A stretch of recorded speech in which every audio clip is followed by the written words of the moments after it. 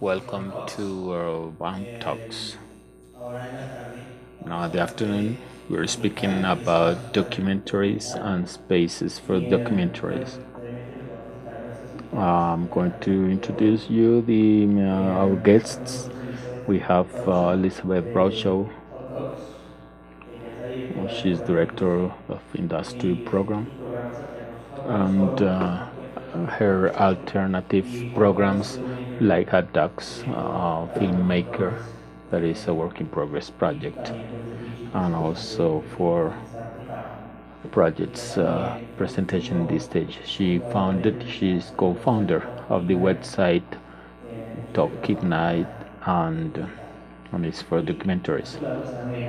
And we have Meghan Brusher. She's programmer, and coordinator of programming of the ambulant Festival of Mexico, that has special characteristics of being traveling with documentaries around around Mexico. We're going to work here. We're going to have a presentation of every one of them, and then we'll have some conference, and then questions from the public. And the first one to speak is Elizabeth. Thank you. It has been a really wonderful week so far, and it's still going. So today we're going to take a little departure from what's written about what this talk will be. We're going to sort of talk to each other, and of course to you guys.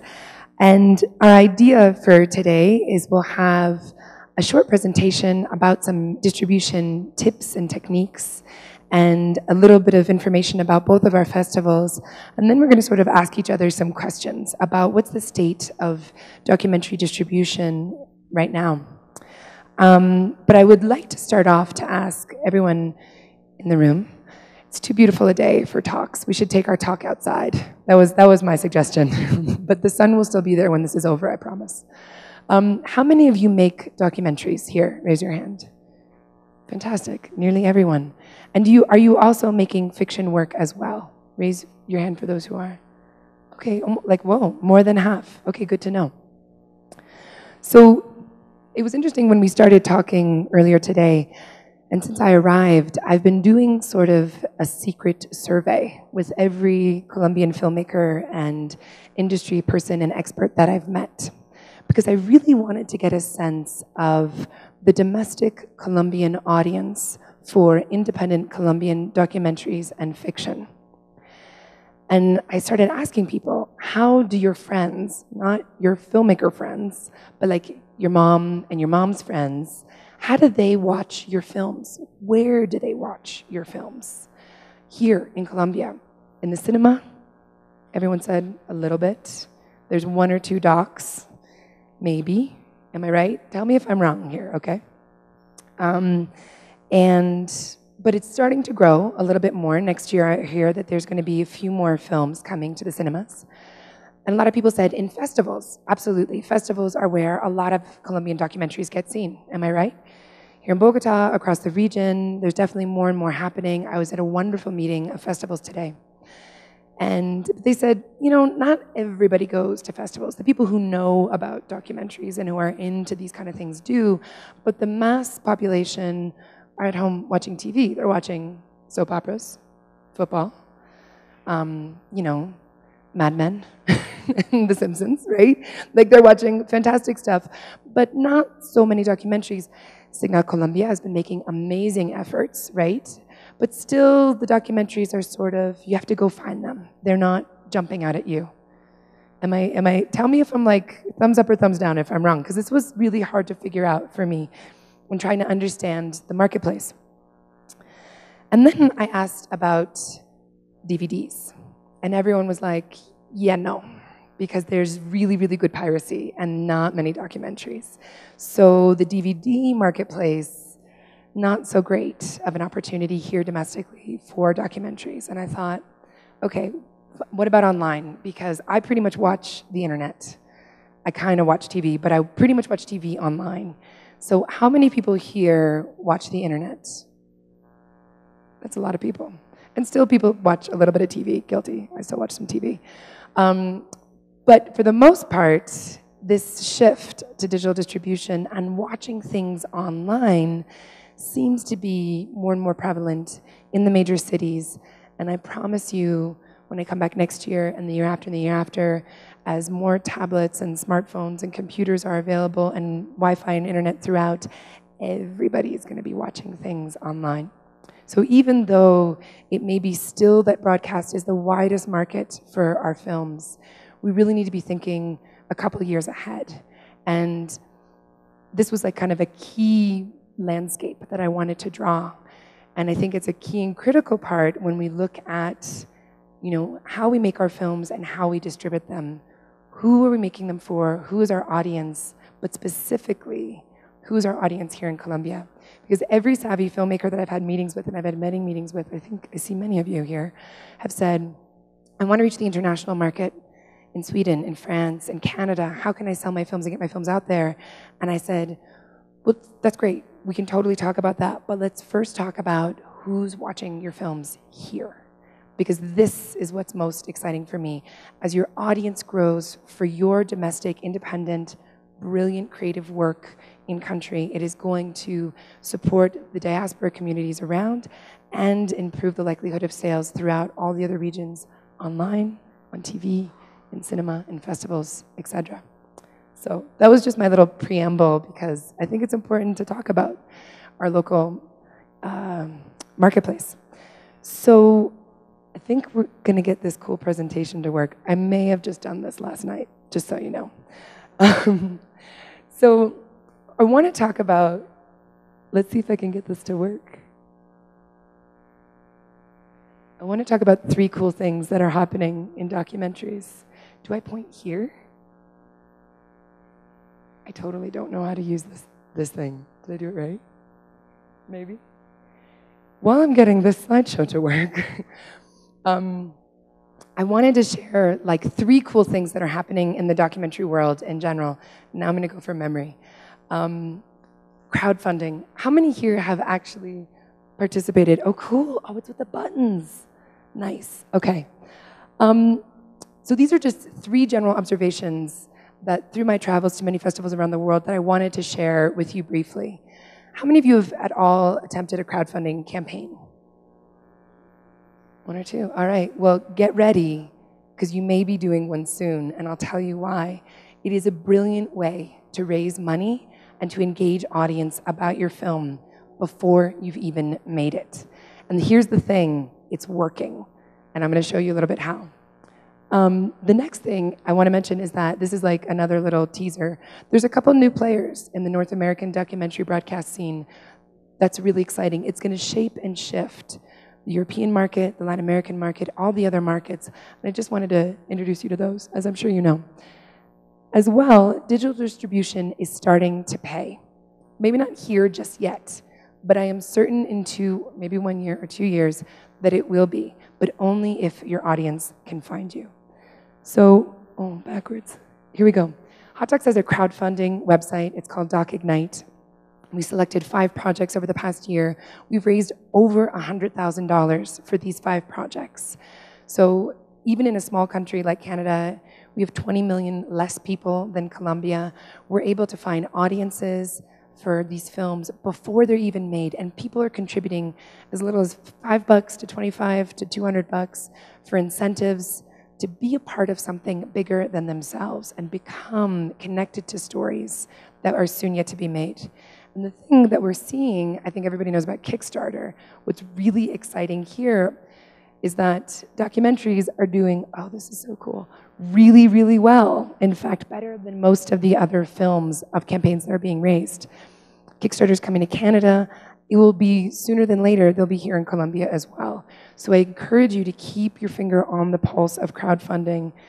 I can talk about it till the end of time. Just quickly about some interesting new players. I've mentioned these to some people, and I think you may know of them from other international markets, but CNN Films in the US, Al Jazeera, and this is their old logo, it'll be called Pivot, their channel. 3 new channels in the US that will be buying documentaries from around the world. So just keep your eyes peeled for these folks. But also I'm gonna mention the New York Times. They have the New York Times OpDocs, where they're buying short 5-minute films that are associated with longer feature docs. And it's an interesting way to drive new audiences to your film. So they're not buying a teaser or a trailer, they're buying something that fell on the cutting room floor or a short film that's in parallel with your film and promoting your feature-length documentary. And there's absolutely no reason why you couldn't go to your major publication here in Columbia and talk to them and say, we see the New York Times is doing something really successful. In fact, their viewership and their numbers and their traffic to their site is great because we're bringing them, as filmmakers, fast and short and incredible content. What kind of partnerships would you guys be interested in doing with us? You know, we've got the creative, you need the readership. Maybe there's a potential partnership. So look to be inspired by these. The Guardian is doing this in the UK as well. My last point is about digital distribution and that it's actually working. So rather than me explain this beautiful infographic of the documentary called Indie Game, which is a Canadian doc on gaming, you can go to their website and there's a 5-part case study about digital distribution. And it's fantastic. This couple details step by step by step how from the minute they conceived the idea to make a film on the gaming industry, they thought about their audience and how to reach them. Now, they had a pretty engaged, amazing audience, a bunch of gamers who were pretty tuned in to the internet, right? So it was a little bit easier than, say, some other subjects of films. However, it's a brilliant template and case study to learn from. So whether your film is about, you know, women's rights or butterflies, it doesn't matter. What matters is how are people consuming content today? How do you find your audience and where do you go to them? So those are like my 3 good news stories from the documentary scene from around the world. So now you're only going to get just 3. Good numbers. Distribution, like takeaways, and I'm going to blow through these kind of quickly because I want to get into us talking. So it seems kind of obvious, but all of these other elements of crowdfunding, of digital distribution, all really come back to 3 main components, which are you have to start thinking about distribution before you start shooting. In fact, while it's in development, and ask yourself some key questions. Then you really have to decide what is your main goal with your documentary. And let that goal be a set of values that drives a lot of your decisions. And finally, connect with your audience. That I think you've heard this a lot, but I have a lot of tools and I have tips, I have websites, and I'm like filling your school bag with all of these different tools that you can go and take away and have, you know, concrete ways of reaching your audience. So we're gonna warm up. I think it's really important that you get warmed up. It's kind of goofy, but realize that you're gonna have to do more work than just make a film. And that may be beyond your wheelhouse. So find the partners that you can do this with and identify those skill sets that you need to develop and ask for help. That's why we're here. It's why BAM is here. And like, just keep asking questions. So that's why I say, keep warming up. So here are these 3 key questions, which are, who is my audience? How do I reach them? And why should they care? And that's a really hard question to ask when you're, you know, giving over your life and your blood and your sweat and your tears to a story and a documentary that you want to make that is this creative baby that you're giving birth to. But this is still your métier. This is your job, right? You got to pay the bills. You got to feed the kids. And this is not your last film that you ever want to make. You want to keep on doing this, right? So it's important to stay grounded in understanding why people should care, because it's why they will engage with your work and possibly, you know, help be a revenue stream to your work. It's really hard to read this, but I'm going to read it out loud. So 6 years ago, there was no iPhone, no tablet, market. There was no real ebook market, no Kindle, no Kickstarter, no Twitter. It was maybe 7 years ago now. When you start thinking about that, it makes you realize how connected we are to these digital devices and how the content that we're making, even if it's a feature-length film, it's still a digital asset. So we're going to have to approach our work in its marketplace and its distribution as that asset. And I've been really inspired by like Silicon Valley and lean startup and the software industry about how to build companies that are sustainable, that could be social enterprises, but that have vision in the digital place and that are making creative content. So I really come back to this notion of audience engagement. And there's a lot that's happening, obviously, through all of those social media components. But maybe if the audience isn't quite connected, engagement can happen in a really physical, intimate way. And I'm not meaning that in a goofy sense, but in test screenings and interviews and reaching out and actually asking your audience, I have an idea for a documentary film. How do you think you would come to find this film? Where would you want to watch it? What do you think? And this group that you could be asking is maybe 6 or 7 people of who you think your audience is, and you may find out that you're wrong. It may be another group of people. You skewed them a little older, you skewed them a little younger. And these are people outside of your circles. These are like, you know, your mom's friends who she plays cards with, and, you know, your dad's friends down somewhere else, you know, at the gym, and your friends who don't work in this industry, because they're the core audience, and they're people who are interested in documentary films, and the ones that you need to reach out to. So in that, once you start to get a better sense of who this audience is, the next tip is to really decide, okay, what is my core goal set? Am I looking for exposure? Do I want to win at Hot Docs? Of course we want you to. Or be screening at Ambulante? Are you aiming for revenue? Is this like, you know, a film about the giant squid that's been discovered, you know, somewhere off the Pacific coast? I don't know, I just made that up. That you want to sell and make sure that you see some revenue from this? Or are you looking for impact? Do you want your story to really make change and drive a community or, you know, influence a certain way of thinking? I think you can have all 3 of these things with your documentary film, but one is always going to lead your decisions. And I encourage you to do some soul searching, talk with your team, and say, what is the one that will continually drive our decisions? Because you'll be at certain turning points in your distribution strategy where you'll have to say, I really want more people to see this. I want to create impact. Or I really want to win at Sundance. I'm going to have to make some other choices this way. Or we got to get to the bottom line and we got to get this film sold. So this is a hard decision factor to make, but I encourage you to do some soul searching and find it. And from that, I really believe that all artists are entrepreneurs and all entrepreneurs are artists. And I'm going to start to use some business language now with these a little bit of tools and takeaways that may kind of feel a little icky, a little gross, but bear with me because we'll translate it into our language and you'll realize that it's actually the same. So I really encourage people to sort of embrace not only their business as a production company, but their films as an asset, and understanding how to model these things out. Because as we're seeing, every film now, every audience now is very bespoke, it's very unique, and we sort of need unique and bespoke models and plans for them. So I'm sure you all know that these slides are all available through streaming, and it will be up on the BAM website, so the images and the websites, you can pull them all down later. It's true. A good product for a good price. We are talking about art. You can have a giggle about it. There's this model, and you look at this canvas, and sadly it's not projecting that you could see the little questions. But this is a tool that we use at Hot Docs. I teach workshops at this, and we use this across all of the creative content industries. It's a business model canvas, and it's a technique that you can use with your team. You throw this canvas up on the wall. You get a lot of Post-it notes, and you ask yourself some hard questions.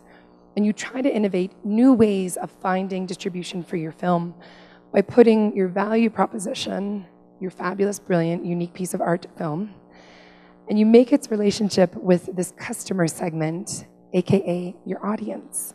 And all these little images, your relationship, how you'll deliver it, your revenue, your costs, your partnerships, your activities, and your resources. you put up a bunch of Post-it notes in these places and you brainstorm. And you start to see different models emerge. And some of them, I've already heard these ideas coming up from my meetings that I've had with many of the filmmakers here who are saying, I have this amazing film. It takes place in a village, way out in a really rural countryside. I want to make sure that I can get a truck and a screen and a generator and a projector, and I'm going to do a 2-month tour to 20 other villages, and I'm going to partner with key women's organizations and community groups, and we're going to do small independent screenings in these villages. And that is exactly a model of distribution that could be innovated off this canvas. And for other people, and I'll use an example later, maybe it's creating an app, which we'll take a look at. Or maybe it's, reaching them through a website. But whatever it is, sometimes you don't know the things that you want to do or the ideas that you want to make. But by using a tool like this, they start to come clear and they start to pop out at you as you're able to ask these hard questions of your film. This is another map by the same Alexander Osterwald in the Business Model Generation, who looks at audience and your value proposition, your present for them, your film. And all of these questions that are here, impossible to read right now, will help to sort of drive and guide different plans and models that you can make. So, like I said, you can really, translate those business terminologies with our terminologies, right?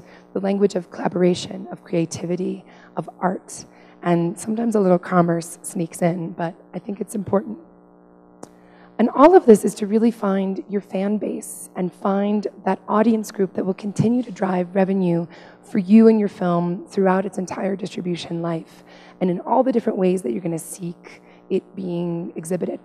So you can do a little reading about how 1,000 Fans funds them all. This comes out of sort of that music industry look, but a really great notion in that we're sort of moving away from a larger, most broad audience and into audiences that are really deeply engaged with our work.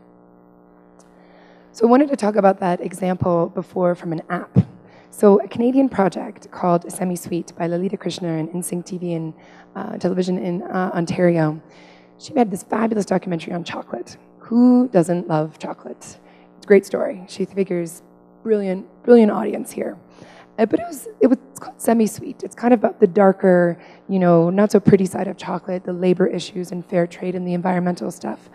And this was financed by TV Ontario. And she thought, people like chocolate, they'll watch my film, but really, it may just kind of be stuck somewhere, Sunday night at 9 p.m. when people are having dinner. They may not really find it. How can I help them find it? So she asked a bunch of chocoholics, people who really love chocolate. And she said, what do you guys want? I'm making this great film. This is my passion. And they said, we love the idea of the film. We'll watch it. But you know what? We would love an app that would tell us where the best chocolate stores are in our city. And we could write reviews. We wouldn't mind getting coupons or getting a little push notification, like free hot chocolate at Soma. But we want something that will help to drive us. And she started thinking, this is really clever. You guys want an app? I've got a film. I think we can do something together. She designed Chocolocate. It's on iTunes. She's now white papering it to other cities. It's in Toronto. And you're able to spot all the cool chocolate shops in the city and where they have great gelato and ice cream and everything. Additionally, she was able to push 1-minute little teasers for her film in the lead up before it screened on TV. And so people would watch a 1 minute, they would tweet about it, they'd write about it, they would do a review about a chocolate shop. She built partnerships with chocolate shops throughout the city. They did tastings, they did launching and screenings of her film in their shops. So you could watch a film on chocolate and eat chocolate. It was sort of kind of fantastic. The numbers that she had on the broadcast blew the channel out of the water. There were ratings like they hadn't seen before. They asked her, they said, what did you do? How did people know? She said, I worked really hard. I talked to my audience. I thought about it way ahead of time. I built something that they were looking for, and I actually found a little revenue stream for myself, in addition to doing what I love, which is making a film and bringing it to audiences, not only in Canada, but through all the other territories that she sold. So this won't work for every film, but it worked for this one, and I thought an interesting example to share with you guys about how distribution could be more dynamic and bigger than you think. So just some random other sides about Kickstarter and crowdfunding. There's another site I wanted to share, VHX. This is absolutely available in Colombia because they use Amazon Payments. If you wanted to host selling your film on your own website, VHX is an amazing tool that you can use so that people could go to your site and buy it like a pay-per-view per film, and you host it yourself, and the revenue comes directly back to you. So it was just another tool that I wanted to share with you guys in terms of distributing your work. Seneca is another one. This is another site that's absolutely free as well. It's used through WordPress, another way of selling digital assets directly to audience members. And then maybe you have a hard time finding those audience members. Topspin is a marketing publicity organization that's been working specifically with film and musicians and other creative folks to sort of grow audiences. So they work with your Facebook numbers, they work with your Twitter numbers, they help you do direct audience engagement so that they know, like, audience can find you, because there's a lot of stuff out there on the internet, right? I mean, think about all the cats dancing in bow ties on YouTube. You've got to, like, get past that. So it's really important. So maybe if your goals were not, those were a little bit more revenue focused, maybe your goals were a little bit more focused on driving social impact with your film. So these two sites, this organization called the Harmony Institute, which is really studying how media and entertainment affects social change, and this other group called Sparkwise. I'm going to take 1 minute on this really most fantastic tool for filmmakers. The Bay Area Video Collective has innovated this tool called Sparkwise. So all of us have Twitter and Facebook for our films, and YouTube and Vimeo and all these cool things, and you can pull down analytics for each of these sites separately. But it's kind of hard to analyze them if you are just a filmmaker by day and not necessarily a social media expert by night. So this website allows you to put in all of your username and passwords for all of your accounts, and you're able to scrape down the data, and then it puts it into most gorgeous, like, visually designed data. They call them widgets. But these widgets help you to sort of analyze the data, understand the traffic that's happening on your site, on Facebook, etc. But it's specifically designed for filmmakers. It's specifically designed for documentarians, and especially for those who are, have social issue campaigns. These widgets, like the video one or the graphs, you're able to actually pull those widgets and you can put them back into your Facebook. You can put them onto your website so that your audience can see the impact that they're having on a campaign, on a petition, or whatever it is that you're trying to drive. You can also pull these data widgets and show your funders, go back and show your supporters, or just keep them for your own analysis. So this is totally free. And they have an incredible support team that's like 24 hours that you can email or like direct message and give feedback, like, I don't know how to make this work, and they will walk you through the whole thing. So I really encourage you to use this tool set on any one of your film projects. So I finished with the hot docs. But that was way longer than I expected, because I wanted to talk a little bit much more about distribution in film and in film festivals, and how the work that festival aspects can do to help in this new digital age. And that's also why Meghan is sitting here. That's my cue. Yeah. Okay, I think I need this. So I'm going to do a really quick introduction about Ambulante. So for those of you that don't know the project or don't know the details of the project, have a little bit of an idea of what we're doing in Mexico and trying to do in other places. And then we'll go on to a more inclusive conversation with you all as well.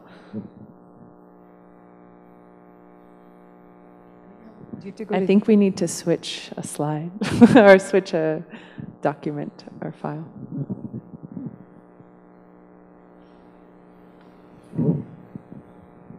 I think it's changing at the moment.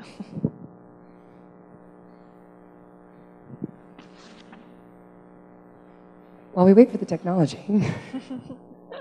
Here we go. That's not the first slide. Okay. So the slides are going to be in Spanish for those and I'll explain it a little bit in English because we're being a bilingual panel here. So basically, Ambulante is a film festival that started back in 2006. We're going for our 9th edition next year. And it's a traveling film festival that goes to 11 states in Mexico every year from January to May. So I included some fancy photos of some of our open-air screenings that we do. It was founded by the Mexican actors Gael Garcia Bernal and Diego Luna and a producer named Pablo Cruz. They saw a need for more distribution and exhibition space of Mexican documentary, but also international documentary.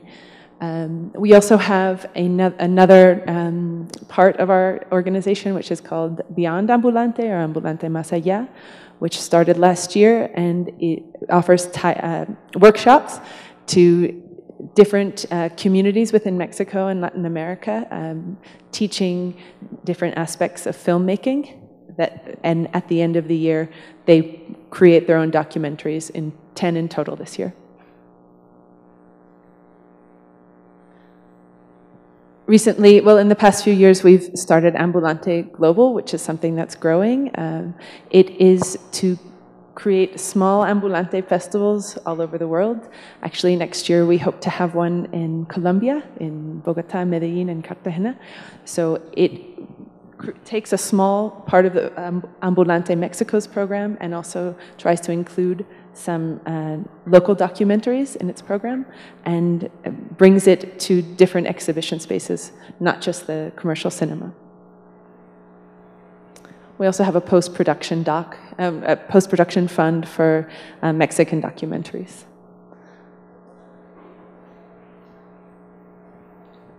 So basically, Ambulante's objective is to bring documentaries and film in general to places where it otherwise would not be seen, and especially with documentary films, try and create some sort of social change, or to spark conversation or discussion around themes of the films and also around themes of cinema in general. We do a lot of outdoor screenings that look really nice on blown up like that, so we've included a lot here. So our public is not an industry public or people that are making films, but we try and find a more popular audience in the places that we go to. And we include many different sections about music or about Mexican documentary or best of fests or new trends in documentary. We do a retrospective every year. And here are just some statistics from last year. We had around 90,000 people. This year it was about 100,000. It's 3 months of festival, and we try and include, what is it called? We try and include films from all over the world. So we had about 27 countries last year, but something that we're always trying to work on. And so these are the countries that we've been with Ambulante. We were in Canada a few years ago, in the States a lot, a little bit in South America, but it's something we're trying to grow. Ooh. And then these are just some photos from the Ambulante Más Allá, which are the workshops that we do in different communities. So we had 50 students last year, and we had 10 documentaries that are now online, and also we include them in a section of the festival. These are the names of the films. And that's the end. That's great. And so really, we were talking earlier outside and about this for the past little bit, you know, that we were trying to understand better what the role that festivals have in this distribution aspect. And I think when we were talking about Ambulante, that really, what was the main motivation to get it started? Well, around 9 years ago, the founders of the festival saw that although Mexico was making great documentary films, that they weren't being seen within Mexico. They were traveling all over the world and winning prizes in different festivals, but there was no exhibition space, especially outside of Mexico City. So the idea was to create, well, at the beginning, it was just to create a traveling showcase where we'd send some documentaries to different cinemas throughout the country. But then we saw it was becoming a success and people wanted more, so then we began traveling with the films and inviting people to every city that we go to create more of an exchange between the filmmakers and the audience, or the films and the audience themselves. So, but that was basically why, because there was no exhibition spaces, which seems to be like what you were saying is going on in Colombia.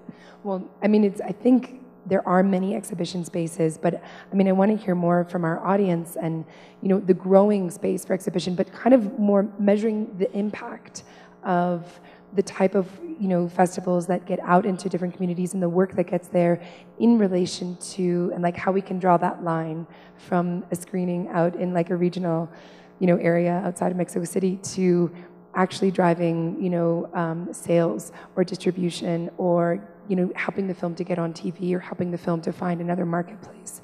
And actually seeing how closely those two things are linked in terms of, you know, the role that festivals play in exposing work and bringing it to the attention of newspapers, blogs, you know, media, television, as well as just the general public, and where that public is.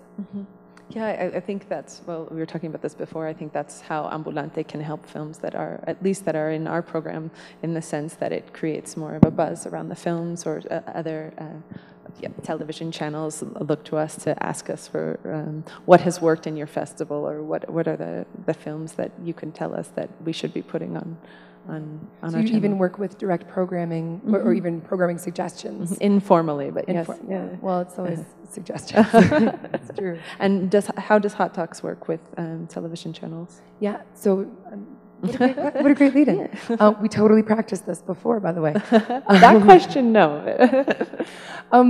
It's interesting because all of the efforts and work that I kind of spewed out quite quickly are the workshop aspects of Hot Talks on our industry aside, but in the more traditional sense of distribution, you know, and financing, although it's a challenge in the international marketplace these days. You know, we have the Hot Talks Forum, where projects are selected to pitch in front of broadcasters, the Dealmaker, where projects are selected to then do one-on-one meetings with broadcasters. Those teams that are selected for 10 weeks work with me and my team. You have a Skype meeting with us once a week. We're working on your treatment. We're giving you feedback on your trailer. We're building a bespoke strategy for you. Some of it has broadcaster elements. Some of it has other distribution elements. So we're really, you know, workshopping you at a distance so that when you come to Hot Talks, you are super prepared. On the broadcaster side, we're working them just as hard. They're evaluating the projects we've selected and choosing to make meetings with them. And then we have a phone call with each broadcaster before they come to Hot Talks and say, okay, I know you didn't choose this project, but I know your channel maybe as well as you do. I think it could be a good fit. I think you should sit down with them. And they sort of, you know, these little soft suggestions turn into, that was the best meeting that I had all week. Because, you know, this is the nature of the business. Additionally, when it comes to work that is completed at Hot Talks, we're starting to do some small industry screenings called First Look. We select about 5 films, we give them an industry screening, and we work with them very closely to find distribution outlets in the more traditional broadcast and, you know, television and theatrical and sales agents type models. But I think where I still put those efforts exist. They exist for a very small group of films that are highly curated. But for the majority of films that come to the festival, I'm demanding that they sit through a 3-hour workshop on business model canvassing and on audience engagement and learning about audience growth with their own tools. Something that we did start to talk about before this talk was, now that we're talking about television channels and their role in distributing films, how does a director balance the demands of a television channel and yes, and distributors in general with their artistic vision of their project, because what I'm assuming happens in Colombia, and it's happening everywhere, in Mexico as well, these very artistic, maybe complicated documentaries are what's being made right now, and a lot of times the television channel isn't necessarily interested in that type of film. Yeah, that's a massive global challenge right now, because, I mean, I didn't want to end on a sad note. We started really like on positive things happening in documentary, but I think that you make a great point in the broadcast space. The heavy commercialization of documentary into series and into more digestible work for a broader audience is a real challenge, because we still look to the broadcast world for financing. It's the bread and butter, it's the meat in which we can actually build our budgets from. I think, you know, there'll always be those demands, whether they're from a broadcaster or even from your audience. This is where the balance begins. I'm asking you to talk to your audience and to communicate with them. You don't have to do everything that they say. And it's the same with the broadcaster as well. You know, you're going to have to engage with the traditional financing models, but you don't have to do everything that they say, because this is your story, this is your piece of art, this is your film. Maybe it means cutting 2 versions, maybe it means, you know, listening to the constructive feedback, but I think there's always and will be space for work that is auteur-driven. It's just that it may not be on the same exhibition spots that we're used to. And that's where your efforts to find that audience and help them find you is going to be through other tools. And maybe that's where the digital distribution, that's where it has its like greatest benefit, is because you don't necessarily have to listen and think so much about those other voices. And the people find you, right? Mm-hmm. Like great, really brilliant stuff will find audiences. Mm-hmm. And I'm more than confident from all the exposure from the projects and the screenings here in Colombia, and you know, I know the work that you've known as well, that like this independent documentary and feature community here is vibrant, is strong, is brilliantly supported by your governments and other institutions, and it's growing really rapidly, which is super exciting. And this balance between understanding your role in the international distribution community and then in your own domestic distribution community has been like my point of conversation and fascination since I've arrived. Mm-hmm. And I want to like figure it out. And it's really a really dynamic thing, and I'm excited for this independent film community here with the potential and the growth, and already what's happened so far. So. Yeah, I think that's what the positive note is. Like, even though it doesn't seem like there is so much exhibition of documentaries going on right now, that means that there is so much possibility. Yeah. On a notion of possibility, maybe a good time to ask questions from the audience, if there are any. Well, I think one thing that you mentioned earlier in our talk was that in many other places there is maybe a place where people can go, like a website or an organization, to find Canadian docs, or to find not just individual documentaries, but some sort of entity that is promoting Colombian documentaries. And I wonder if that exists at the moment. There's a documentary association here. I met with Ricardo, but I'm looking forward to the like Colombian independent film and documentary platform that's like the Netflix of Colombian independent film. So whoever wants to start that co-venture, talk to me after. That's exciting. But does anyone have any like thoughts or feedback, or want to tell us that we're wrong or that we're right? Questions?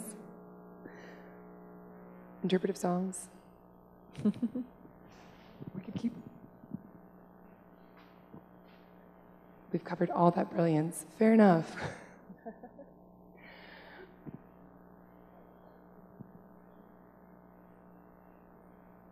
Really?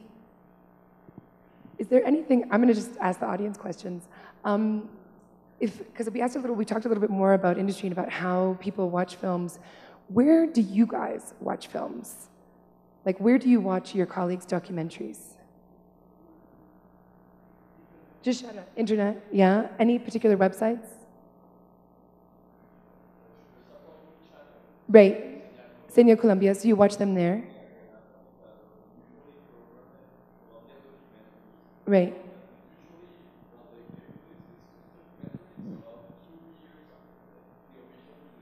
Right. How many documentaries do they show a year? Do you know?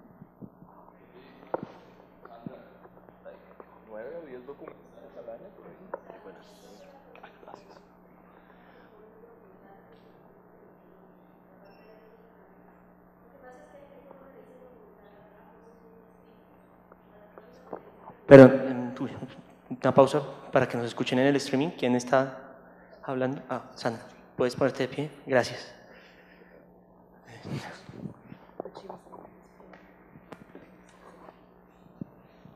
En Colombia hay 8 canales de televisión regional, pública y uno nacional. Todos programan documental, pero aquí le dicen documental a muchas cosas distintas, a la crónica periodística, a una cosa que se llama el mundo según Pirri, al séptimo día, que son, a eso le dicen documental. Pero el documental de autor, documental de creación, realmente tiene Okay, many things are.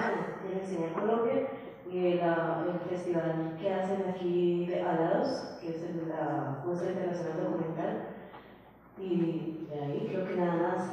Es realmente Okay. como exhibición privada, We have cinemateca. very little exhibitions. We have 7 channels, but the only national channel that we have it's Señal Colombia. Okay, está la pregunta. ¿En To dónde see your usted? documentaries.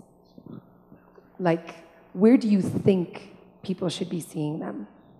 Because it's good that they're there and there's a few, but in 3 years' time, what does success look like for the independent Colombian documentary community here? And like that's the question that I'm really eager to hear from the filmmakers in the audience. Is like, what do you see? Like, if we put on our future crystal ball, in 3 years' time, what does success look like for, Colombian documentary filmmakers in the distribution space? We have to imagine it.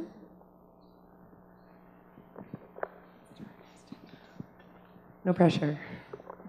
Pues hay lugares muy diferentes. Por ejemplo, a mí me gusta. There are several places different. I would like to see my documentaries in Discovery, but also in Señal Colombia. But there are like Orange of Hiroshima, that is a Mexican distributor of independent movies, especially documentaries. So there are several kind of documentaries. Some of them are to sell to the broadcasters, and others are very personal that go to specialized pages. Su pregunta era, ¿dónde tú quieres ver En las tus tres. películas? O sea, lo que yo hago es muy distinto. O sea, hay What unas I que do is very different. There are some independent that I don't want to see them in RCN or Caracol, and some of them I want to see them there, and it's there where I want to see them, or in the international channels.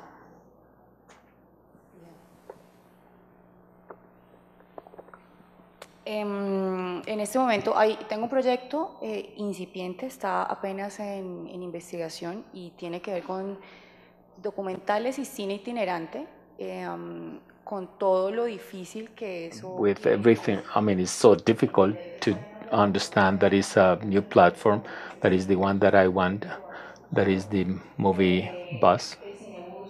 The Cinebus has life if there is an effort of the people who want to do it traveling throughout the country. What we need is to have some help from distributors in order to make this come real. What we want to see is, personally, I would like to see movies, documentaries in places that are not conventional, in towns, in where people who usually don't go to movie theaters can go and see the projects. I cannot answer you exactly the questions, because we are in the process of investigation. Maybe we can help each other, but it's a project that is beginning, that is the cinebus, the movie bus. And so it's like a moving theater around the country and to exhibit to show the movies in different places Cool idea. I love the idea of a cinebus. Yeah. So Hola, pues hello. We have the same question with a group of friends where you can do the movies, see the movies or Colombian shorts or so we decided to create a social network that is Cine Juntos, like together with the movies. So what we have to focus that the people who produce films can set the videos or talk to the people because it's a social network that is specific for the movie lovers. But we want also to try uh, to take the line, the division line between the people who make movies and the people who watch it. We need to destroy that line because the spectator and the producer should be like more connected. So what we want to do is to erase the line. And so you can write your profile here, you can see your shorts, but also your parents or maybe your friends can look at this and the platform so they can have their own profiles. So we are beginning to create these spaces and where if you can if you want to see some Colombian film where you can do it where you can see it. So if we have a short movie, that would be the platform. And it's a project that is the Cinemateca here, that is the moving theater, that is like bringing movies workshop and going to the different communities. So the idea is also that the shorts that the children do that could be to the platform, what you have seen now in Colombia, to see the common life in Colombia. So we invite you to this platform that we created because it's a platform for everyone here. So I would like to invite you to join.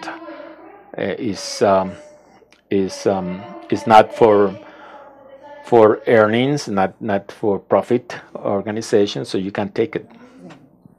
how many people knew about this before?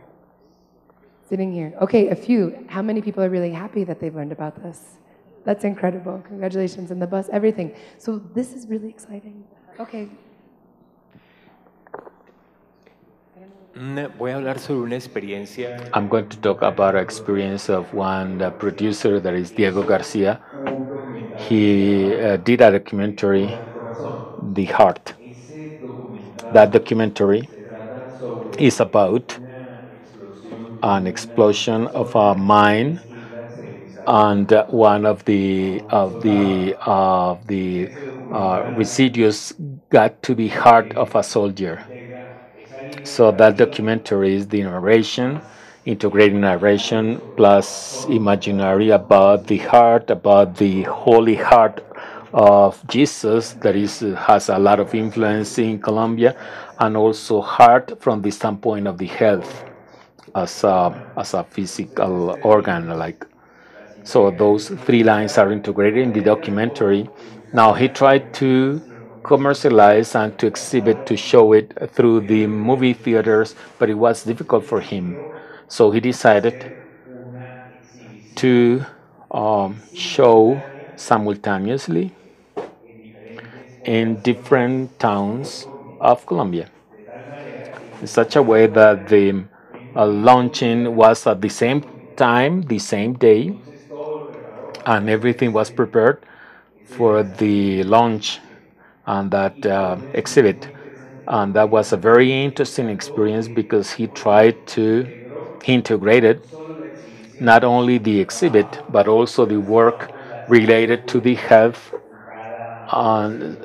in every town in which he organized the doctors and the nurses, and they took the blood pressure and some people of the culture that explain about the poetical meaning of the heart. So it was a way to create a fact, or create some situation in every town. So because to show the documentaries in the movie theater is practically non-existent, except for some documentaries. For example, Apaporis was shown, and there is a screening. There is a night, 13 moons.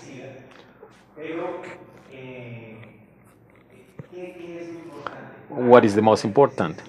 There is a need to create a space where you can see the documentaries not just in the big cities, but also in the little towns. And in that way, is very important the role of the internet and the cultural institutions of every town is just to activate those systems. Before about how the director and the producer or the filmmakers have to have so much more initiative, or something really thinking out of the box of how they can find their audiences, and what you were saying about connecting with the doctors or the people in that community. Yeah, it's an absolutely brilliant case study for everything that we're talking about, and I hope that some of the digital tools can help to like reinforce these activities. Or when you maybe are at a standstill and you say, oh, I didn't even know what to do, they can help drive and inspire some of those things. That's an amazing case study. I think before we're getting this look, do we have time for one more? One more comment or no? Yeah, we have time for one more comment. Yes. Okay. Bueno, I want to see the documentaries. Very simple in all the places. Let me say 3 examples. In a bridge, in a video, people who live around the bridge, or in towns that are on the hills. We use the big video mapping or the augmented reality. In this moment, we are developing a documentary about a ship, and there is a way to make a screen of water, and you can project a beam in the underwater is the screen, and then you mix virtual reality with the shape, with the image that is pre-recorded, with some people who are acting in real time in a booth, and they project in another place of the ship. So the possibilities are infinite. So you open also the Pandora box for financing, for publicity, and for advertising. So the possibilities are infinite. So I would like to see my document. Yeah, I totally agree, and that sounds amazing.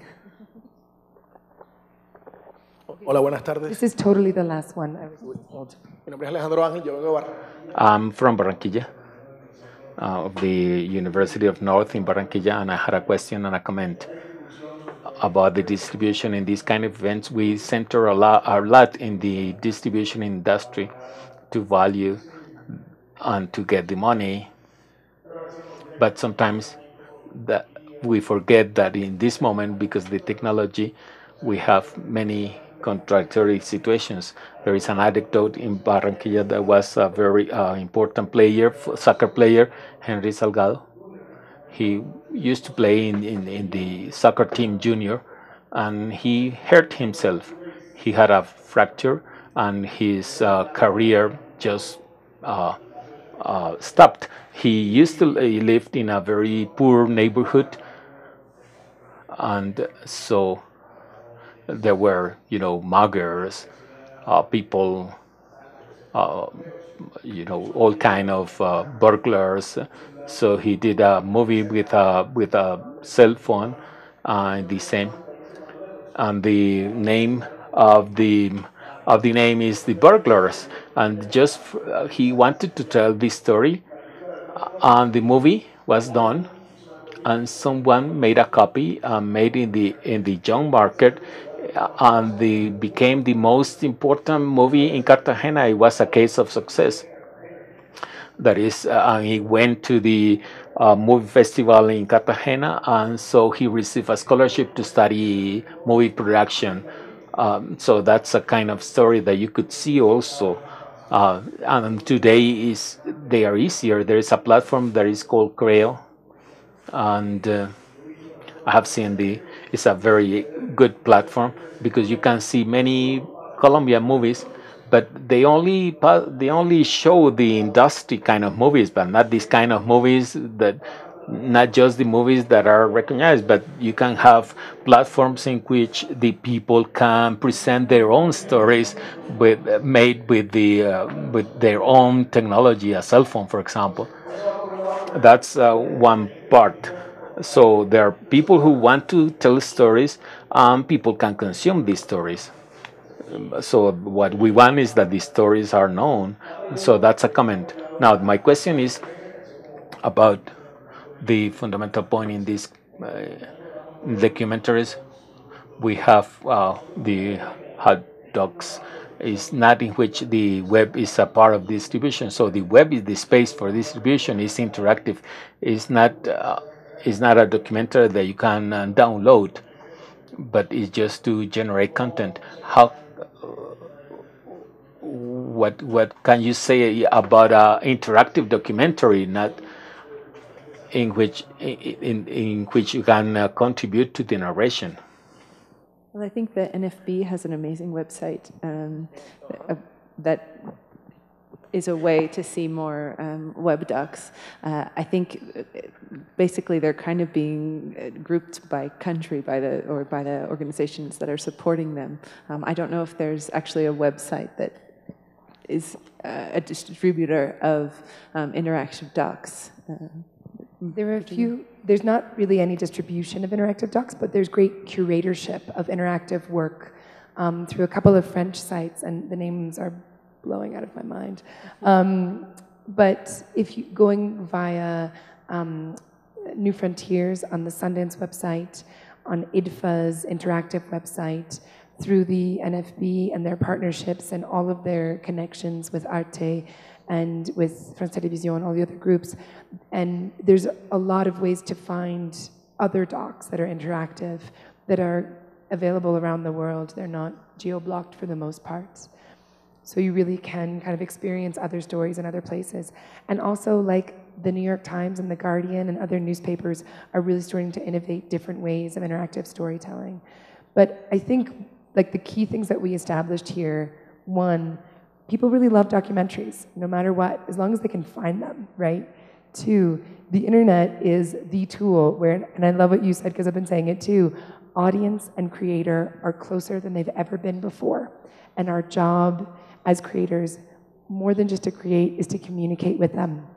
And it may be a little bit of heavy lifting in that all of these incredible initiatives that are happening to kind of blow up the perception of independent, Colombian documentaries to being this niche little thing to something that everyone is excited about engaging in any way they can, physically through like the cinema bus, through online, through cinemas, through TV, but just sort of a national campaign of love for documentary. It's really contagious, I think. Certainly we have it in Canada. We're spreading it like a good disease. I know we said we weren't going to take another comment, but I feel like Monica probably has something really interesting to add. Let's go with the questions of the public. We can make some. No question. It's her last one. Yeah. Thank you. Monique Simard, National Film Board of Canada. I just wanted to talk about an initiative that we have launched 2 months ago. We have a screening site now for 4 years where we put our films. We have 3,000 films, non-geo-block free around the world. It's National Film Board films, so animation, documentaries, etc. And we're at a lot of success. And everything has been said by Elizabeth, I agree that there is an opportunity now for documentarists, filmmakers, to reach out and meet their audiences. We always say it's a bit of a niche audience for documentaries, but these audiences do exist around the world. Right now, there are more documentaries being produced around the world, good author-driven documentaries than ever before in history. There is wonderful audiences around the world for very good documentary film festivals. Hot Docs, ITFA, Ambulante, everywhere. The people are there to go and see them. But what happens to the films after? You've said it here, we can't see them. Canada's not that great either, believe me. So we can seize the digital world and go to reach to our audiences around the world. So the initiative is the following. We call it IDC, we won't have a name yet, a good name yet, is to launch a type of Netflix, so it's a subscriber type of service, non-geo-blocked, multilingual documentary service around the world. And this will be launched before the end of 2014. Because how can the world see Colombian documentaries? How can Colombia see good Canadian documentaries, et cetera, et cetera? So this is an initiative of the National Film Board of Canada, but it won't be only the National Film Board of Canada. We're looking for financial partners, technical partners, prestige, content partners. It will be curated, 10,000 films. So it's for everybody to be interested in such an initiative, and we get and go and add our audiences around the world. Okay, thank you.